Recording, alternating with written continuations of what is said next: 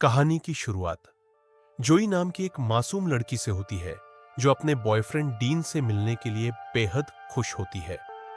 Dean 1 साल बाद Canada से वापस लौट रहा था, इसलिए जोई उससे मिलने के लिए एक्साइटेड थी। उसकी माँ उसे कार देती है और रास्ते से संभल कर जाने की सलाह देती है क्योंकि वह इलाका बहुत खतरनाक माना जाता है। जोई बोल और सुन नहीं सकती थी, लेकिन फिर भी वह काफी बहादुर लड़की थी।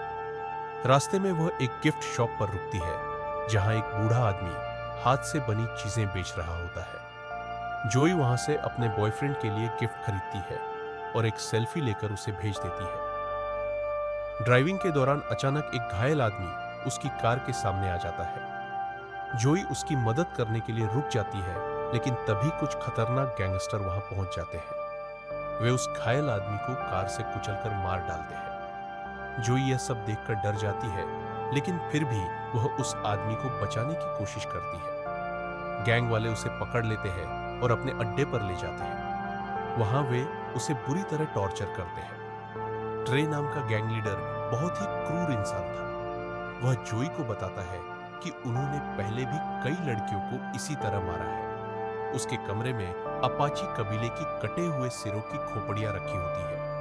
ट्रे अपने दादा की कहानी बताता है, जिसने सालों पहले अपाची कबीले का नरसंहार किया था। यह सारी बातें सुनकर जोई डर और दर्द में टूट जाती है। जब गैंग वाले गेम खेलने में बिजी होते हैं, तब जोई खुद को छुड़ाकर भागने की कोशिश करती है, लेकिन गैंग का एक आदमी उसे पकड़कर कई बार चाकू मार देता है, जिससे उसकी मौत हो जाती है। अगले दिन वही बूढ़ा दुकानदार जोई की लाश को जमीन में दबी हुई पाता है।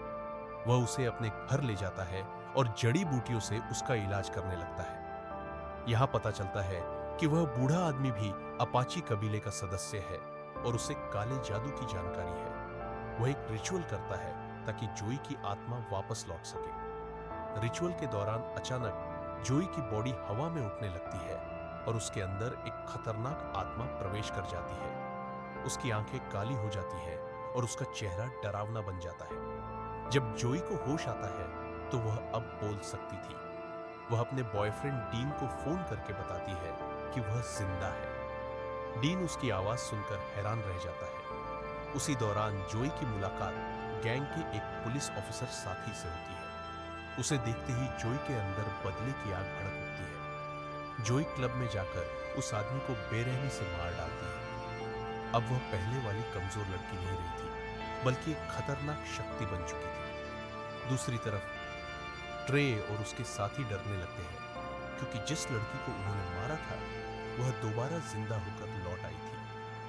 अब कहानी पूरी तरह रिवेंज मोड में चली जाती है। गैंग वाले उस जगह पर जाते हैं जहां उन्होंने जोई की लाश को दफनाया था, लेकिन वहां बॉडी गायब होती है। यह देखकर सभी डर जाते हैं। एक बूढ़ा अपाची आदमी जोई को सच बताता है कि उसकी बॉडी में सिर्फ उसकी आत्मा नहीं, बल्कि अपाची कबीले के लीडर की आत्मा भी मौजूद है। वह लीडर सालों से बदला लेना चाहता था, क्योंकि ट्रे के दादा ने उसके पूरे कबीले को खत्म कर दिया था। अब जोई और उस आत्मा का दुश्मन एक ही था, इसलिए दोनों की ताकत एक साथ काम कर रही थी। लेकिन बूढ़ा आदमी यह भी बताता है कि जोई की बॉडी धीरे धीरे सड़ रही है और उसके पास बदला पूरा करने के लिए बहुत कम समय बचा है। दूसरी तरफ ट्रे प्लान बनाता है कि वह डीन को किडनैप करके जोई को जाल में फंसाएगा। गैंग वाले डीन को पकड़ लेते हैं, लेकिन तभी जोई वहां पहुंच जाती है और तीर से उन पर हमला कर देती है। अब ट्रे को यकीन हो जाता है कि जोई कोई इंसान नहीं, बल्कि बदले की आत्मा बन चुकी है। ट्रे अपनी सुरक्षा के लिए बहुत सारे हथियारबंद लोगों को बुला लेता है। उसे लगने लगा था कि जोई कभी भी आकर उसे मार सकती है। दूसरी तरफ जोई अपनी टूटी हुई बॉडी को टेप से जोड़ रही होती है। यह दिखाता है कि उसकी बॉडी अब इंसानी नहीं रही। उसी समय अपाची लीडर की आत्मा उसके सामने आती है और उसे पुराने हथियार देती है। गैंग का एक घायल सदस्य हॉस्पिटल भागने की कोशिश करता है, लेकिन रास्ते में जोई उसे रोक लेती है। जोई उसकी कार पर हमला करती है और वह हादसे में मर जाता है। ट्रे अब पूरी तरह डर चुका था और उसे समझ आ गया था कि जोई को रोकना आसान नहीं है। डीन को भी ट्रे सारी सच्चाई बताता है कि उन्होंने जोई के साथ कितना बुरा किया था। यह सुनकर डीन टूट जाता है और जोई के लिए रोने लगता है। अब जोई ट्रे के अड्डे तक पहुंच जाती है। वहां मौजूद लोग उसे देखकर डर जाते हैं। जोई एक एक करके सभी गुंडों को मारना शुरू कर देती है। उसकी ताकत और गुस्सा दोनों बढ़ चुके थे। ट्रे का दोस्त, जो पहले जोई को मार चुका था, अब उससे जान बचाकर भागता है, लेकिन जोई उसे पकड़ लेती है। वह उसके सीने से दिल निकाल लेती है और ट्रे के सामने उसे खा जाती है। यह देखकर ट्रे की हालत खराब हो जाती है और वह डर के मारे भागने लगता है। भागते समय ट्रे एक पुलिस ऑफिसर को भी मार देता है ताकि खुद बच सके। जोई बाद में डीन से मिलती है, लेकिन वह उसके पास रुकती नहीं, क्योंकि उसका बदला अभी अधूरा था। जोई का मकसद अब सिर्फ ट्रे और उसके परिवार को खत्म करना था। ट्रे उस बूढ़े आदमी के पास जाता है जिसने जोई को जिंदा किया था। वह बंदूक दिखाकर उससे पूछता है कि जोई को कैसे रोका जा सकता है। बूढ़ा आदमी बताता है कि अगर अपाची कबीले की सारी खोपड़ियां जला दी जाए तो वह आत्मा शांत हो जाएगी। लेकिन एक खास खोपड़ी गायब थी जो अपाची लीडर की थी। उसी दौरान पुलिस डीन को छुड़ा लेती है और वह उन्हें पूरी कहानी बताता है। ट्रे जल्दी जल्दी खोपड़ियों को इकट्ठा करने लगता है ताकि खुद को बचा सके। ट्रे समझ चुका था कि उसकी मौत बहुत करीब है।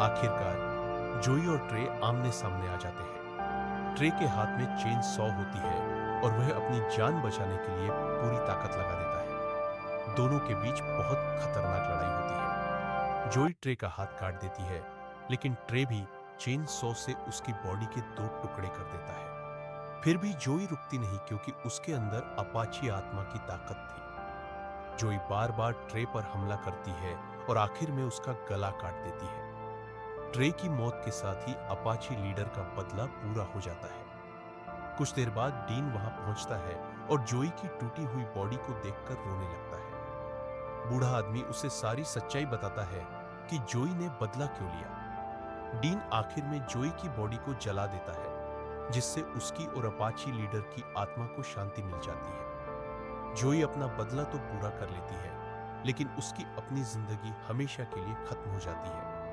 अपाची लीडर की आत्मा को भी आखिरकार शांति मिल जाती है। डीन का आखिरी सीन काफी इमोशनल होता है, क्योंकि वह अपनी गर्लफ्रेंड को हमेशा के लिए खो देता है। इसी के साथ यह डरावनी और भावनात्मक कहानी खत्म हो जाती है। अगर आपको यह कहानी पसंद आई हो तो वीडियो को लाइक करें, चैनल को सब्सक्राइब करें और बेल आइकन जरूर दबाएं।